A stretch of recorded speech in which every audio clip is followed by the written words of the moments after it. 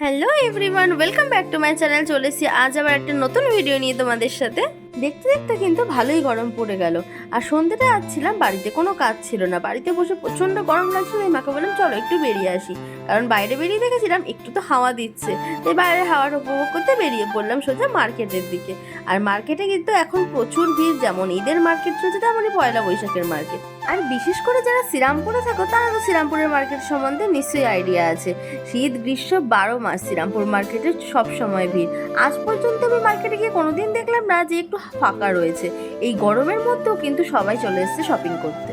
আর সবাইকে কি বলবো, আমি নিজেও তো চলে এসেছি মার্কেটে শপিং করতে। আর ছোটবেলা থেকে কিন্তু এই পয়লা বৈশাখ নিয়ে একটা আলাদা এক্সাইটমেন্ট ছিল। নতুন জামা হবে, কার কটা জামা হলো স্কুলে গিয়ে সেসব নিয়ে ডিসকাশন। তখন এর সময়টাই ছিল কিন্তু পুরোপুরি আলাদা। আর এখন তো প্রায় ডেলি শপিং চলছে, আজ অনলাইনে এটা ওটা তো কাল ওটা।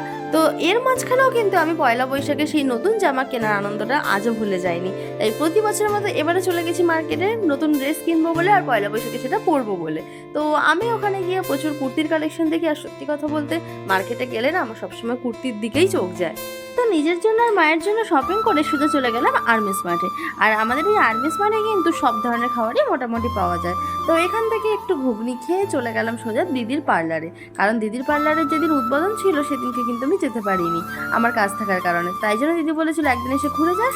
তো ভাবলাম আজ যখন আছি তাহলে আজই ঘুরে আসা যাক। তাই শুধু চলে গেলাম দিদির পার্লার। আমাদের মতো প্রতিটা মেকআপ আর্টিস্ট আর বিউটিশিয়ানের কিন্তু একটা স্বপ্ন থাকে যে নিজের এরকম একটা স্টুডিও হবে বা পার্লার হবে। তো এই স্বপ্নটাই পূরণ করার জন্য আমরা কিন্তু প্রত্যেকেই প্রচন্ড হার্ডওয়ার্ক করি। যেহেতু আমরা মিডল ক্লাস ফ্যামিলি থেকে বিলং করি, তাই আমাদের নিজেদের ইচ্ছেগুলো একে একে আমরা নিজেরাই পূরণ করি। ঠিক তেমনই দিদিও তার নিজের বিজনেসটাকে একদম ছোট্ট থেকে শুরু করে একটু একটু করে বড় করে তুলেছে, এবং আজ একটা পার্লার অথবা তোমরা স্টুডিও বলতে পারো, তো সেটার ওপেনিং করে ফেললো। আর সত্যি এই স্টুডিওটা দেখে আমি তো ভীষণ খুশি হয়েছি, কারণ আমিও সেই একই পথে এগোচ্ছি। জানি না কতটা কি সাকসেসফুল হতে পারবো। তো হোপ ফর বেস্ট, আমরা সবাই আশা করি যাতে আমাদের ভালো কিছুই হয়, কারণ খারাপটা তো আমরা কোনোদিনই ভাবি না, সবসময় আমরা এগিয়ে যাওয়ার চেষ্টা করি। এবং তোমরা যদি পাশে থাকো অবশ্যই আমরা এগিয়ে যেতে পারবো। তো অনেক রাত হয়ে যাওয়াতে বেশি দেরি না করে আমরা তাড়াতাড়ি বেরিয়ে পড়লাম। আর তো তোমাদের কি কিনলাম সেটাই তো শেয়ার করা হলো না।